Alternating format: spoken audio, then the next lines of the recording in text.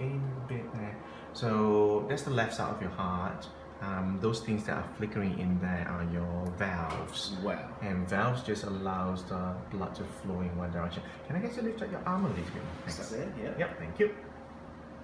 We're focusing more on the cardiology side, but just in terms of a culture, Yes. how do you feel we are moving in terms of the focus on men's health? Do you think there's enough attention given to it? Do you think we should be making a bigger fuss about blokes getting out there and seeing the doctor? Yes. And I think making a fuss about it is really, really important. I really do think, like, for example, at PA Foundation, we have this mandate, and where every year, we sit down with men and we go through, blood pressure checks, blood tests for their cholesterol, skin checks, prostate, all these different things. They're all important because we men tend to ignore our health until things is too late.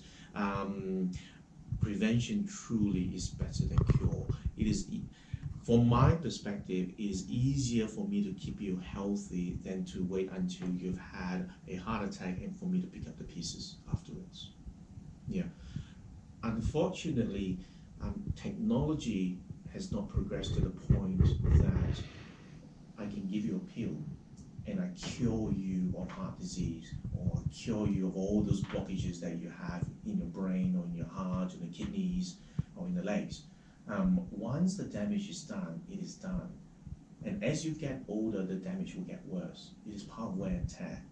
And if you have all these risk factors of blood pressure, diabetes, cholesterol, smoking, things like that, the rate of deterioration of your cardiovascular system is just more rapid. It gets worse faster.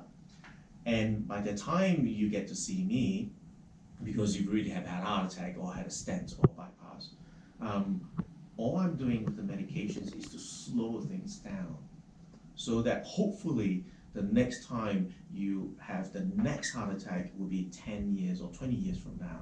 And if you're young, you're 40 years old, and 10 or 20 years time, you're still 60 years old. And the average life expectancy now is 80 years old, roughly, for men in Australia. If you're 40 years old now and you really have had heart attacks or heart disease, you've got another 40 years to have even more. And at the end of the day, heart disease, cardiovascular disease, is the #1 cause of death in Australia. And with medications, the overall trend is reducing. However, it's still #1. And if you combine heart attacks and strokes, somebody in Australia is dying from either a heart attack or stroke every 10, 11 minutes. wow. Yep. And that is statistics from the ABS, Australian Bureau of Statistics. That's phenomenal. Yes.